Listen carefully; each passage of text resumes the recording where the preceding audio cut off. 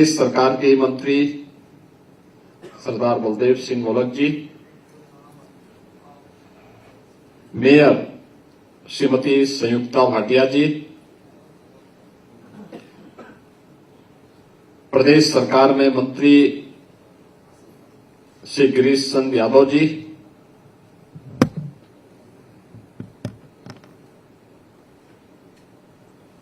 पूर्व उप मुख्यमंत्री डॉक्टर दिनेश शर्मा जी,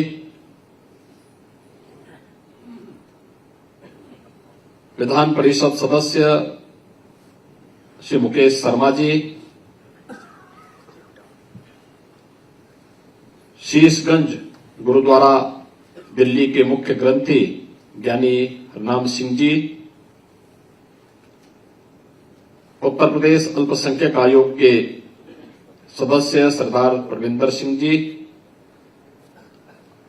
गुरुद्वारा रीठा साहिब नानक मत्ता से बाबा श्याम सिंह जी, गुरुद्वारा नानकपुरी टांडा साहिब पहेड़ी से बाबा गुरचंद सिंह जी, अध्यक्ष लखनऊ गुरुद्वारा प्रबंध कमेटी सरदार राजेंद्र सिंह बक्का जी, अध्यक्ष गुरुद्वारा कमेटी आलमबाग लखनऊ सरदार निर्मल सिंह जी, माननीय विधायक श्रीमती जय देवी जी, आज के इस कार्यक्रम में उपस्थित हमारे विधान परिषद के सदस्यगण, अन्य हमारे माननीय विधायकगण और उपस्थित सभी सिख समुदाय से जुड़े हुए भाइयों बहनों, मैं सबसे पहले मुख्यमंत्री आवास पर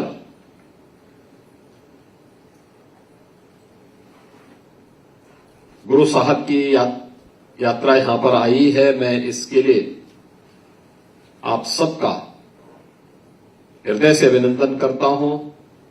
पवित्र गुरु ग्रंथ साहिब को नमन करते हुए आप सबका हृदय से धन्यवाद ज्ञापित करता हूं कि आपने देश के यशस्वी प्रधानमंत्री आदरणीय श्री नरेंद्र मोदी जी के द्वारा घोषित 26 दिसंबर की स्थिति को साहबजादा दिवस के रूप में, बाल दिवस के रूप में आयोजित करने के मुख्यमंत्री आवास के इस कार्यक्रम में आप सब पधारे हैं। मैं इसके लिए आप सबका हृदय से अभिनंदन करता हूं। मेरे लिए और हम सब के लिए यह दिन सिख गुरुओं के प्रति और गुरु गोविंद सिंह जी महाराज के 4 साहबजादों के बलिदान के प्रति कृतज्ञता ज्ञापित करने का भी एक अवसर है। सिख गुरुओं का जो त्याग था, जो बलिदान था, वह तो एक प्रेरणा है ही, लेकिन गुरु गोविंद सिंह जी महाराज ने अपने 4 साहबजादों को भारत की धर्म, भारत की संस्कृति की रक्षा के लिए बलिदान किया। बाबा अजीत सिंह जी, बाबा जुझारू सिंह जी, बाबा जोरावर सिंह जी, बाबा फतेह सिंह जी, 4 पुत्र भारत की धर्म की रक्षा करते हुए बलिदान होते हैं। माता गुजरी, जिन्होंने रक्षा का दायित्व अंतिम समय तक निभाते निभाते अंत में स्वयं भी उन्होंने अपने आप को परमात्मा में लीन कर दिया। लेकिन जब गुरु गोविंद सिंह जी महाराज से पूछा गया कि आपके 4 पुत्र शहीद हुए हिंदुस्तान के लिए, धर्म की रक्षा करते हुए, तो उस समय भी उनके मुंह से एक ही बात निकली थी कि 4 मुए तो क्या भय, जीवित कई हजार। यानी अपने परिवार के लिए नहीं, देश और समाज के लिए, धर्म के लिए जिनका पूरा जीवन समर्पित था, उनके स्मृति में आयोजित होने वाला कोई भी कार्यक्रम हम सबके लिए कृतज्ञता ज्ञापित करने का एक कार्य आयोजन होता है। उसी कृतज्ञता ज्ञापित करने के क्रम में मुख्यमंत्री आवास में बाल दिवस के कार्यक्रम की श्रृंखला हम सबको अभिभूत करती है, अपने इतिहास के साथ जोड़ती है। भक्ति से शक्ति की प्रेरणा प्रदान कर रही सिख गुरुओं के प्रति शीश नमन करने का एक अवसर प्रदान करती है, और इसलिए मैं आप सबका इस अवसर पर हृदय से अभिनंदन करता हूं, स्वागत करता हूं। बाबा अजीत सिंह जी को, बाबा जुझारू सिंह जी को, बाबा जोरावर सिंह जी को, बाबा फतेह सिंह जी को धर्म के लिए बलिदान देने की इस उत्कृष्ट परंपरा को भी नमन करता हूं।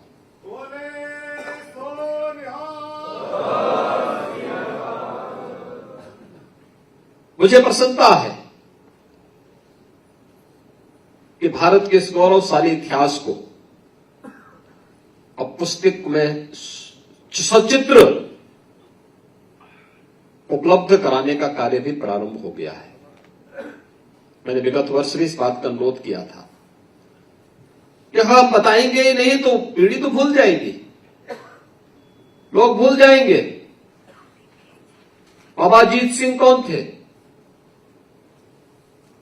बाबा जुझारू सिंह कौन थे, क्या उम्र थी उस समय, बाबा जोरावर सिंह क्या उम्र थी, बाबा फतेह सिंह एक नन्हा सा बालक, लेकिन अपने धर्म के पथ से विचलित नहीं होना है, दुश्मन के सामने सिर नहीं झुकाना है, धर्म के पथ का अनुसरण करना है। बचपन से मिले हुए संस्कार, मां गुजरी के सानिध्य में जो संस्कार, जो सानिध्य प्राप्त हुआ, दो पुत्र युद्ध भूमि में वीर गति को प्राप्त होते हैं। बाबा जोरावर सिंह और बाबा फतेह सिंह दीवारों में चिन लिए जाते हैं, लेकिन कहीं उफ तक नहीं करते। धर्म की रक्षा करनी है, और अब वही बलिदान की प्रेरणा हम सबको आज भी विपरीत परिस्थितियों में जूझने की एक नई प्रेरणा प्रदान करता है।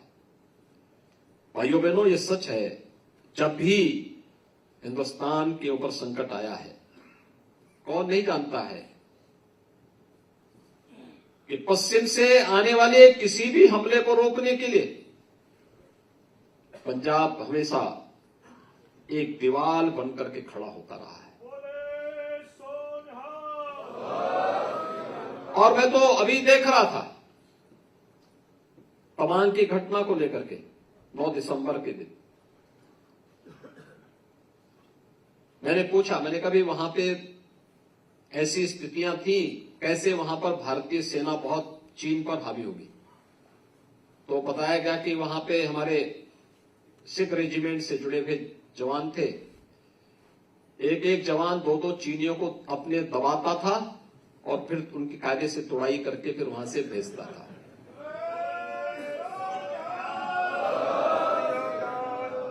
ये है शौर्य, ये है पराक्रम। और मुझे लगता है कि हम सबको इस परंपरा को आगे बढ़ाने के लिए जिस भी स्तर पर प्रयास हो सकते हैं, उस पर हम सबको सामूहिक रूप से अपना योगदान देना चाहिए, क्योंकि ये तो अपनी परंपरा के प्रति, अपने पूर्वजों के प्रति एक कृतज्ञता ज्ञापित करने का एक अवसर हम सबको प्राप्त होता है। आज के इस अवसर पर मैं गुरु गोविंद सिंह जी महाराज के 4 साहबजादों को, जिन्होंने सरहिंद की रक्षा के लिए, हिंदू धर्म की रक्षा के लिए अपने आप को बलिदान दिया, हम आभारी हैं प्रधानमंत्री मोदी जी के, जिन्होंने 26 दिसंबर की तिथि देश के इतिहास में बाल दिवस के रूप में घोषित किया। मैं लखनऊ और गोरखपुर के गुरुद्वारा प्रबंध समिति से जुड़े पदाधिकारियों को मैं हृदय से धन्यवाद दूंगा कि बाल दिवस के इस कार्यक्रम के लिए बार बार आग्रह करते रहे कि दिवस होना ही चाहिए, और हम लोगों ने आयोजन यहां प्रारंभ किया, उसकी गूंज देश और दुनिया के अंदर सुनाई देने लग गई और परिणाम हम सबके सामने है। आज आदरणीय प्रधानमंत्री जी ने दिल्ली में इस आयोजन का शुभारंभ किया। हम सबको यहां इस आयोजन के साथ जुड़ने का अवसर प्राप्त हो रहा है, और आप देखना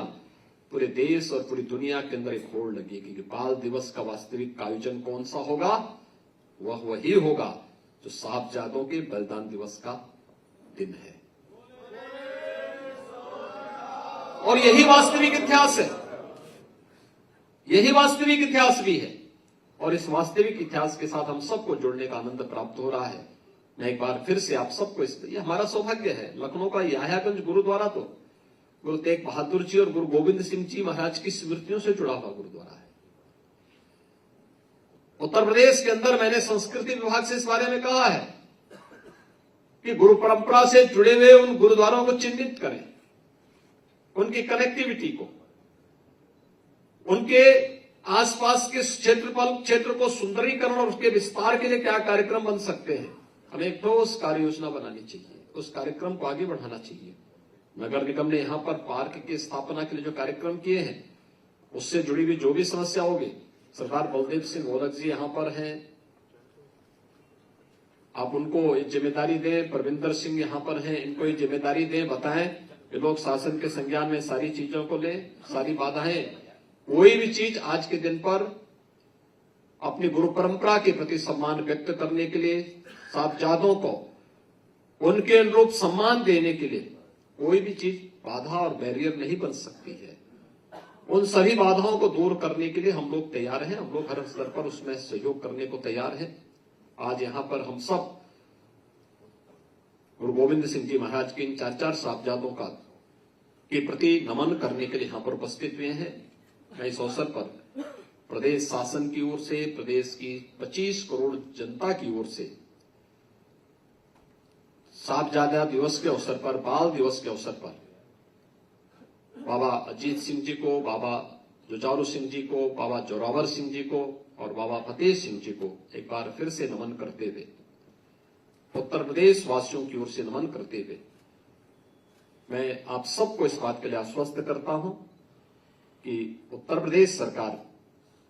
सदैव आपके साथ में है। आपके हितों के संवर्धन के लिए, संरक्षण के लिए हर प्रकार से तत्पर होकर के कार्य करेगी, कार्य कर रही है, कार्य करेगी, और डबल इंजन की सरकार को इस कार्यक्रम को आगे बढ़ाने में किसी भी प्रकार की कहीं कोई समस्या हमारे सामने नहीं है। इस विश्वास के साथ आप सब यहां पर उपस्थित हुए हैं। मैं आप सबका एक बार फिर से यहां पर अभिनंदन करता हूं। धन्यवाद। जय हिंद।